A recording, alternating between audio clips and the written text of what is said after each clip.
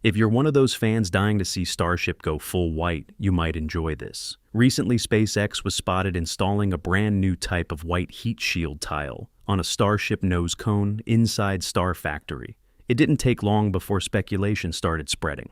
What exactly are these white heat shield tiles? Could this be designed for the Starship HLS version? So, let's find out in today's episode of Alpha Tech.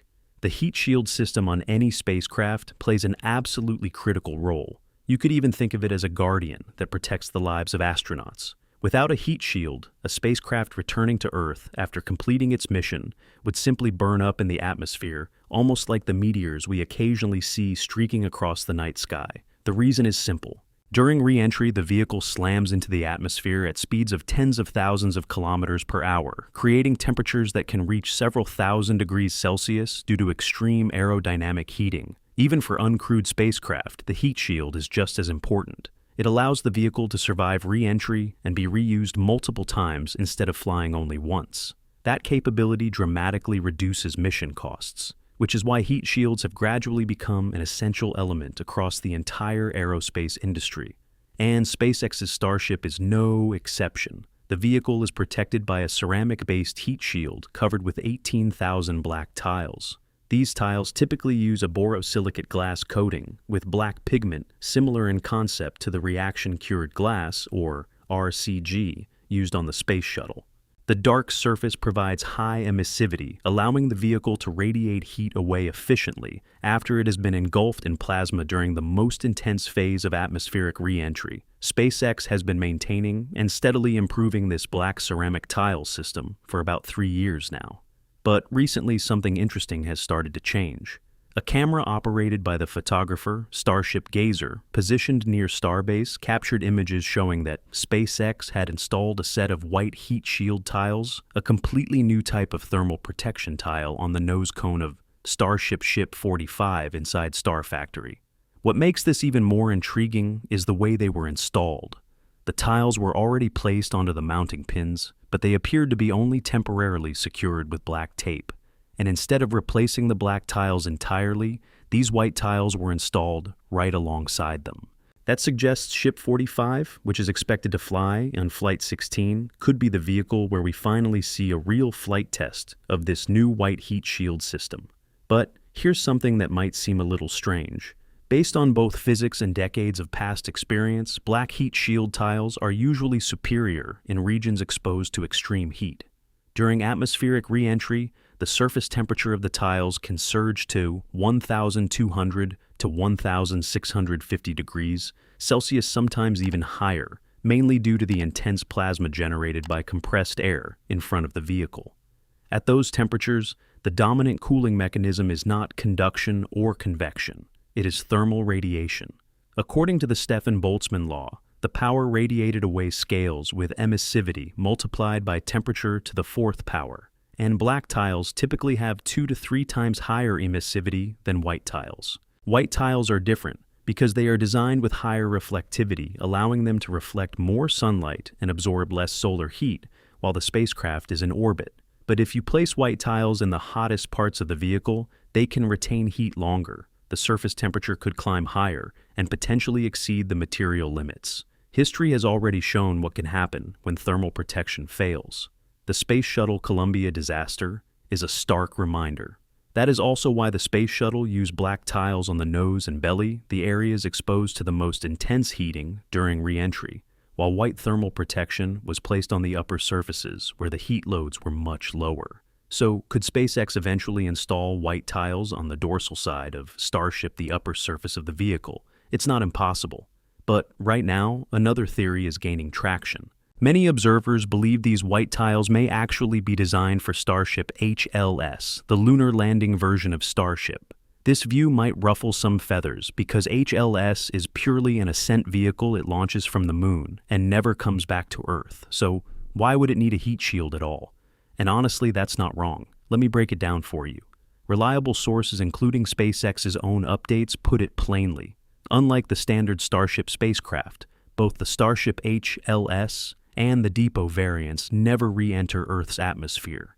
That means we can completely strip away the heavy atmospheric heat shield the black tiles, and the aerodynamic control surfaces like flaps. Huge mass savings right there.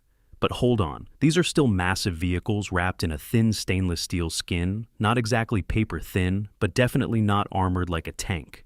Now check out SpaceX's official HLS update on their website. They just hit a major milestone: micrometeoroid and orbital debris testing of shielding insulation, and window panels analyzing different material stack-ups that will be used to protect Starship from impact hazards and harsh thermal conditions. See what that means? The white heat shield tiles we've been spotting, like the ones they're quietly installing on Ship 45's nosecone, are part of exactly those tests for HLS.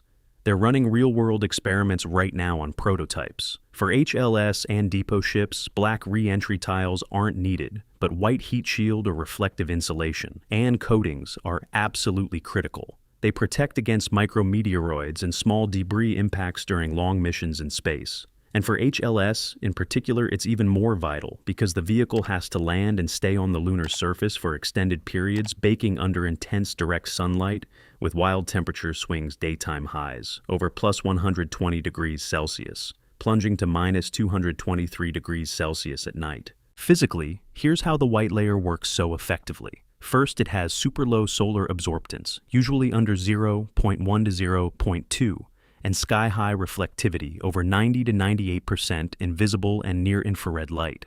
That means the white surface bounces back almost all incoming solar energy, about 1,367 watts per square meter, plus reflected light from the lunar regolith, which has a high albedo. Heat barely gets absorbed into the ship, totally different from a dark surface or bare steel that soaks it up.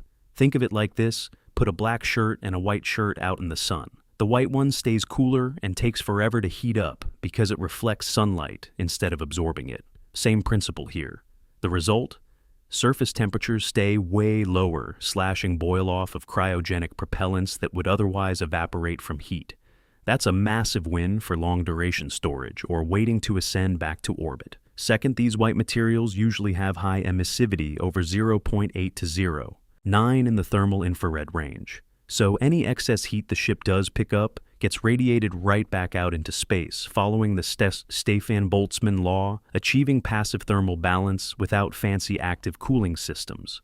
Layer that with multi-layer insulation or tougher ceramic composites, and you've got solid protection against hypervelocity micrometeoroid impacts, spreading out the energy and cutting thermal stress. Bottom line, for Starship HLS, white heat shield isn't optional. It's essential to survive the moon's brutal environment, keep propellant stable, and make the whole Artemis mission reliable. Exciting stuff happening right now. Now let's talk about the material itself. At first glance, these white tiles don't look much different from the traditional black ones. So are they made from the same material? Pretty much, yeah. SpaceX keeps the core the same, a porous silica ceramic base, just like the black tiles. That's what gives them the low-density killer insulation and shock resistance we need. The real magic happens in the coating. For black tiles, it's a dark pigment blend that cranks up emissivity for screaming hot re-entry. For white ones, they swap in silica compounds mixed with aluminum oxide or other bright white additives to flip the properties high, reflectivity for bouncing solar heat away, perfect for long orbital coasts or lunar ops. How do they pull this off without starting from scratch? Simple, they're building on proven shuttle-era tech. The manufacturing process is basically the same mix: silica fibers into a slurry mold. The hexagons dry them, then fire at insane temps to sinter everything without melting. After that, it's just a coating tweak. Change the pigment in the glass, slurry black for max heat radiation. During re-entry, white for max solar reflection in space. They might throw in a bit extra alumina borosilicate or a thicker outer layer on the white versions to beef up MMOD resistance, since those are headed for longer missions with more debris risk. It's cheap scales like crazy and lets them test fast. And remember those early Starship explosions where tiles flew off and drifted everywhere? Yeah, pieces washed up on beaches near Boca Chica, even as far as Mexico. People scooped them up and turned them into collectibles, selling intact ones or fragments on the internet for anywhere from a few dozen bucks to thousands. One went for over $3,000, another hit $7,500. Wild, right? Turning rocket failures into a side hustle. Talk about smart entrepreneurship. SpaceX has been quietly ramping up Starship HeatShield testing, but in a very unexpected way. Over the past few Starlink launches from Vandenberg Space Force Base in California, something unusual began appearing in SpaceX's own live streams. Sharp-eyed viewers noticed hexagonal ceramic tiles, the same heat shield tiles used on Starship, showing up on Falcon 9's payload fairing. This pattern only began emerging in late January 2026, starting with the Starlink Group 17 to 20 mission on January 25th. In many cases, the tile clusters sat atop an underlayment known as crunch wrap, a felt-like insulation layer SpaceX already uses on Starship to seal gaps and block plasma intrusion. Just 4 days later, during the January 29th Starlink Group 17 to 19 launch, the same configuration appeared once again. At that point, it was clear this wasn't a one-off anomaly, it was deliberate. At this point, a lot of people naturally start asking the same question: why is SpaceX doing this at all? On paper, the flight profile of a Falcon 9 payload fairing is completely different from that of Starship. The fairing is lofted to low Earth orbit, separates at around 100 to 120 kilometers in altitude, then re-enters at high speed. But because it's thin, lightweight, and has a very low ballistic coefficient, it experiences peak re-entry temperatures of only about 1,000 to 1,200 degrees Celsius, and only for a brief period, often less than a minute. Starship, by contrast, is an entirely different beast. With its massive size, cylindrical body, and full orbital re-entry trajectory, it performs a complex belly flop maneuver, slamming into the atmosphere at a steep angle. Temperatures can spike to roughly 1,400 to 1,650 degrees Celsius, and stay there for several minutes, all while the vehicle endures extreme aerodynamic loads, especially around the flaps and along the windward side of the hull. The physics couldn't be more different. A payload fairing falls back like a thin leaf, minimal shear forces, limited plasma exposure. Starship, on the other hand, behaves like a gigantic metal body that would quite literally melt without near-perfect thermal protection. So, the question remains: if the thermal and aerodynamic conditions are so fundamentally different, what's the point of mounting heat shield tiles on a Falcon 9 fairing in the first place? The answer lies in what SpaceX is not trying to test. They're not trying to prove the extreme heat resistance of the tiles themselves. That part has been well understood for years. If temperature were the only concern, SpaceX could have relied on extensive ground-based plasma torch testing at temperatures well into the thousands of degrees, or simply gathered that data during Starship's own flight tests. By now, they know their silica-based ceramic tiles can survive up to around 1,650 degrees Celsius without melting or rapidly degrading. What SpaceX actually needs to validate at this stage, especially as they transition to a hybrid glue-based TPS system with supplemental mechanical pins, is the entire attachment system and its real-world behavior in flight. And that has become the biggest bottleneck after multiple orbital Starship flights, where hundreds of tiles were lost, cracked, or partially detached due to factors that had little to do with peak heating. This is where Falcon 9 becomes the perfect flying laboratory. Almost for free, these missions expose the tiles to exactly the kinds of stresses that have proven most problematic: violent ascent vibrations and acoustic loads from Merlin engines, rapid pressure cycling from sea level to vacuum and back again during re-entry, sharp thermal gradients between direct sunlight and the cold of space, and modest but very real aerodynamic shear forces as the fairing plunges back through the atmosphere at high speed. Any one of these can trigger delamination, micro-cracking at tile edges, or gradual loosening, precisely the failure modes repeatedly observed on Starship, especially around the flaps and lower windward surfaces where aerodynamic forces are most complex. On top of that, SpaceX is also testing the crunch wrap underlayment, a compressed felt-like insulation layer placed between tile gaps to see how effectively it blocks plasma intrusion and gap heating, an issue that caused significant flap damage during Flights 4 and 5. Moreover, Falcon 9's launch cadence makes this approach incredibly powerful, with flights happening nearly every week, sometimes multiple times per week, mounting a few dozen experimental tiles in small clusters on one half of a payload. Fairing costs almost nothing, and doesn't interfere with Starlink's primary mission. After separation and splashdown in the Pacific, Engineers can analyze onboard camera footage, drone imagery, or even recovered fairings thanks to SpaceX's now mature recovery program. The feedback loop is fast and brutally practical. Does the new adhesive survive repeated thermal vacuum cycles? Does the underlayment keep the tiles seated under intense ascent vibration? Do tiles crack as the fairing flexes? A thin composite structure with thermal expansion behavior, not unlike Starship's stainless steel skin. That data feeds directly into TPS refinements for upcoming vehicles like Ship 39 and Ship 40, heading toward Flights 12 and 13.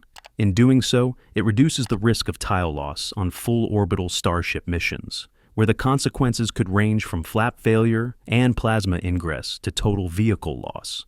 And that's the real reason SpaceX is doing this. Instead of waiting 1 or 2 months or longer for each high-risk, high-cost Starship flight, they leverage Falcon 9's massive launch cadence to run dozens of smaller, cheaper, safer iterations. The result is a Starship HeatShield that matures rapidly, paving the way for reliable tower catches, fast reuse, and ultimately Mars missions, all driven by one deceptively simple idea: turn every flight into a learning opportunity. This is fail fast, learn fast at its absolute peak. But hold on, if this method is really that effective, why didn't SpaceX do it years ago? In reality, the idea of piggybacking Starship hardware tests on other flights isn't new at all. Back in 2018, when Starship was still in its infancy and suborbital prototypes like Starhopper were just preparing for their first hops, heat shield tiles were already recognized as a critical technology in need of real flight data. At the time, SpaceX mounted a small number, just a handful of early Starship tile prototypes directly onto Dragon's heat shield, and flew them through actual atmospheric re-entry. But as Starship moved into its Block 1 and Block 2 development phases, priorities shifted. SpaceX was focused on far more fundamental challenges: stabilizing the Raptor engine, mastering hot staging, controlling attitude during the belly flop maneuver, and quite frankly, just getting the vehicle to fly without exploding. The heat shield only needed to survive, not yet support rapid reuse with minimal refurbishment. Starship flight opportunities were scarce, failures were frequent, and every test flight was packed with dozens of competing experiments, from cameras and sensors to structural changes. In that environment, allocating Falcon 9 fairing real estate for heat shield tile testing simply wasn't urgent. Today, the situation is very different, especially as Starship approaches version 3. This next iteration is expected to be taller, carry roughly 1,550 tons of propellant, feature improved structural margins for heavier payloads and longer missions, and target much higher reliability for tanker operations, orbital depots, and ultimately Mars. At this point, the heat shield has become one of the last major bottlenecks. If tile loss, gap heating, and localized oxidation aren't fully solved, frequent orbital flights and true rapid reuse remain out of reach. Recent missions like Flights 10 and 11 show real progress tiles are staying attached longer, and the crunch wrap underlayment is clearly improving gap sealing, but more real-world data is still needed before version 3 ever flies. That's where Falcon 9 fairing tests come in. They allow SpaceX to urgently validate new attachment methods, improved oxidation-resistant materials, and even denser, more uniform tile layouts, similar to what we're now seeing on prototypes like Ship 39 without slowing Starship production or delaying upcoming launches. In other words, once the heat shield became the primary constraint for the next generation, and Starship flights alone couldn't provide enough testing cadence, SpaceX was perfectly willing to borrow Falcon 9 to accelerate the development loop.